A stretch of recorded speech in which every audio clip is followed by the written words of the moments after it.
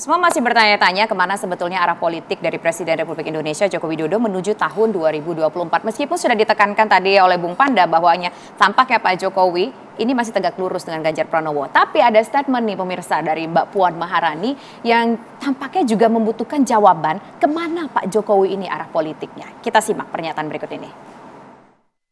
Jadi nanti tanya ya kalau Presiden udah pulang masih mendukung Pak Ganjar Pranowo atau punya pilihan lain ya, kalau ditanyakan.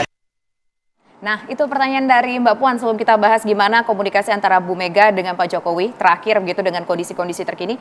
Sekarang tuh sebenarnya gimana merespon ini? Mbak Puan aja bingung dengan arah politiknya Pak Jokowi.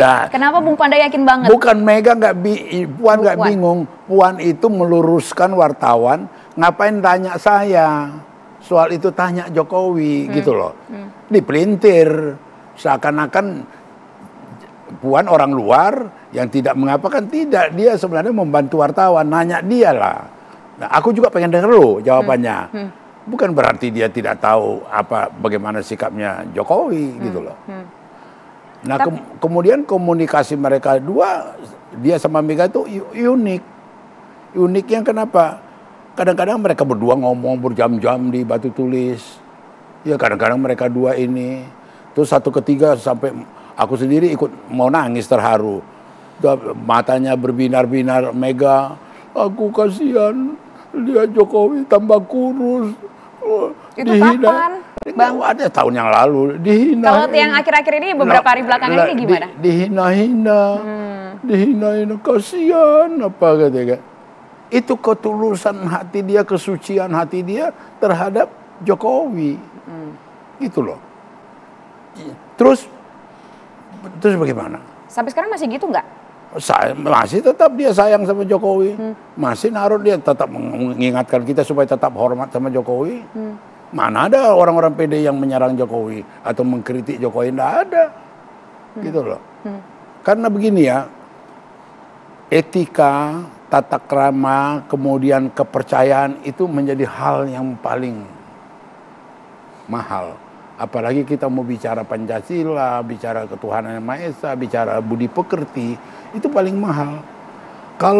Maka itu Mega itu kekuatannya, dia mempertahankan disiplin partai. Kurang kaya apa Arifin Panegoro?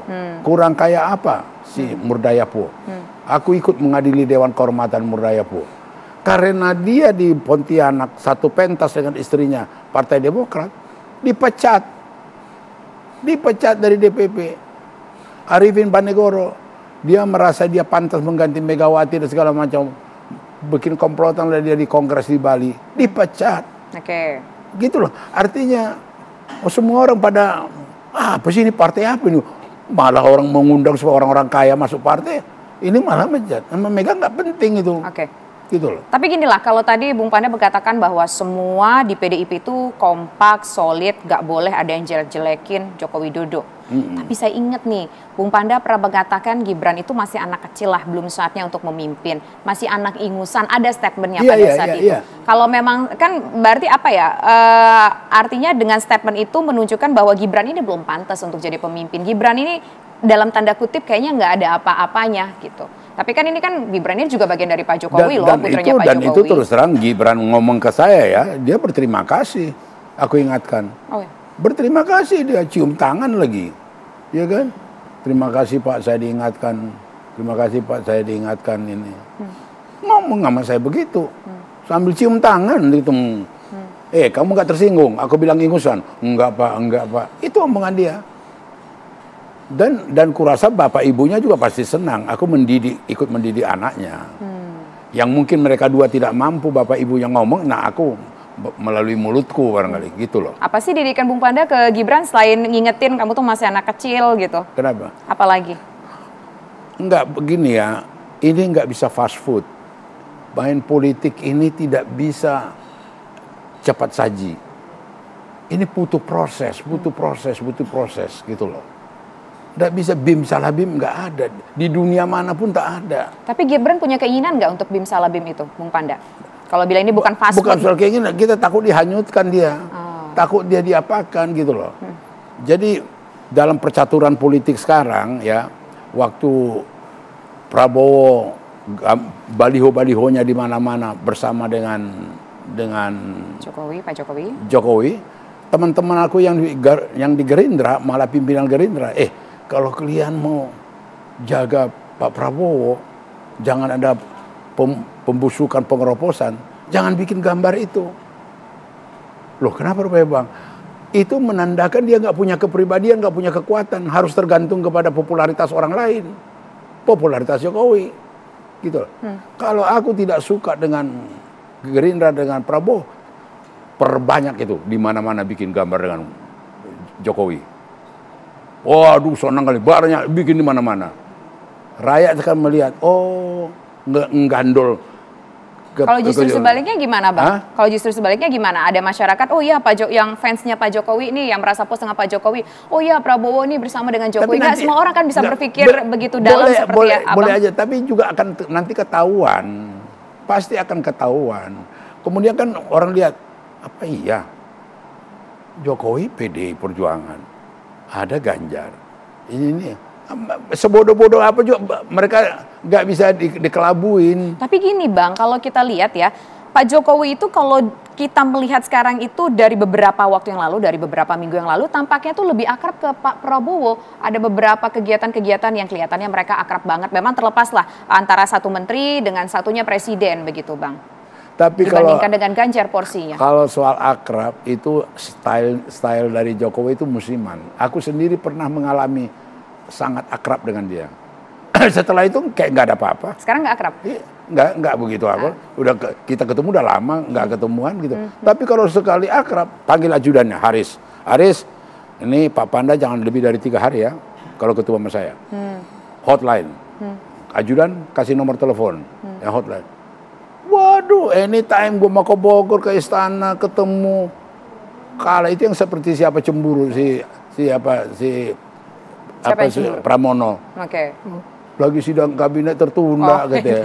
Loh, artinya maksud aku juga nggak kaget lihat dia akrab dengan Prabowo. Itu style dia. Tapi gini lah, oke nggak kaget akrab dengan Prabowo. Tapi ini kan menjelang tahun politik, menjelang pilpres. Kenapa akrabnya sekarang? Orang kan jadi bertanya-tanya, Bang. Sebagai orang yang pernah personal deket nih dengan Pak Jokowi. Aku pun belum tahu apanya Jokowi maksud dia atau ada apa ininya. Tapi yang ku tahu, moga-moga itu tidak terjadi. Yang ku tahu, Jokowi ini ada pendendamnya. Dendam dengan siapa? Ada pendendam kepada orang yang menyakiti hati dia. Siapa yang nyakitin Pak Jokowi? Dengar dulu, ini aku bilang, aku ada artinya beberapa contoh ya. Contoh sebenarnya soal kecil. Jadi dan itu karikatural yang saya ceritakan ini. 1 bulan lagi mau pengumuman Pilpres, Hasyim adiknya Prabowo ngundang Luhut dan Hotma Panjaitan yang dubes di Perancis, anaknya di Panjaitan, makan di Sumere, restoran Jepang. Itu 2019 ya? 2019, makan di restoran Jepang. 2014, makan di restoran Jepang. Oke? Begitu mau duduk, datang Prabowo. Bang, ngapain abang bantu itu tukang sado itu? Mana mungkin jadi presiden? Datang Luhut. Jangan sembarang kau ngomong. Lebih jago itu dari kau. Kata, aduh tukang doker. Nggak mungkin lah jadi presiden, kata Prabowo. Oke. Luhut cerita sama aku peristiwa itu. Berapa hari kemudian saya ketemu presiden. Terus diceritain? Ku ceritain. Belum dilatih, masih gubernur ya. Tahu reaksi dia. Saya udah wartawannya sangat senior. Perang Vietnam, Afghanistan, Kamboja, segala macam. Saya wartawan kemana-mana. Dia bikin aku 0. Jokowi bikin aku 0. Waktu aku cerita, Mas, Prabowo ketemu sama Luhut. Udah saya suruh dikirim andongnya dari Solo. Loh, maksudnya apa? Itu kira budaya. Aku 0. Nggak tahu maksud dia apa. Jawabanku kok itu. Kenapa? Karena sakit hati? Lo dengar dulu. Padahal sebulan lagi pengumuman. Begitu pelantikan presiden di MPR, SBY itu bikin satu skenario. Dan belum pernah terjadi. Pisah sambut Istana Merdeka. Jadi habis ini presiden yang lama dan presiden yang baru bisa ketemu di istana, bisa sambut. Apa yang terjadi? Jokowi dan Yusuf Kala berhenti di Bundaran HI, naik andong. Ya, saya ingat momen itu. Naik andong. Itu asal mulanya begitu? Dengar lu, naik andong, tahu berapa lama? 3,5 jam. Protokol pas pampres, Pak, ditunggu Pak Susilo. Udah nanti aja, ini nanti aja. 3,5 jam. Apa pesan dia? Prabowo tiap lihat televisi, dia lihat tukang andong ke istana. Dalam 3,5 jam itu. Wih, canggih gak? Apa nggak tersiksa Prabowo? Asal selesai ngopi-ngopi dia makan-makan di Kartanegara, dia lihat TV, tukang andong. Masih. Begitu apa dia lihat lagi 2 jam lagi, tukang andong. 3,5 jam. Pemain utama teaternya siapa Abang mau bilang sebut di sini? Iya, pelakon utamanya. Pelakon utamanya? Ya Jokowi, ya kan. Ada Prabowo, ya kan. Ada Ganjar, ya. Ini teater lah, kita lihat ininya. Nah, teater ada pemain, ada pelakon, apakah sutradaranya juga para pemain sendiri atau gimana? Nanti dijawab ya Bang, lalu saja berikut kami kembali sesaat lagi.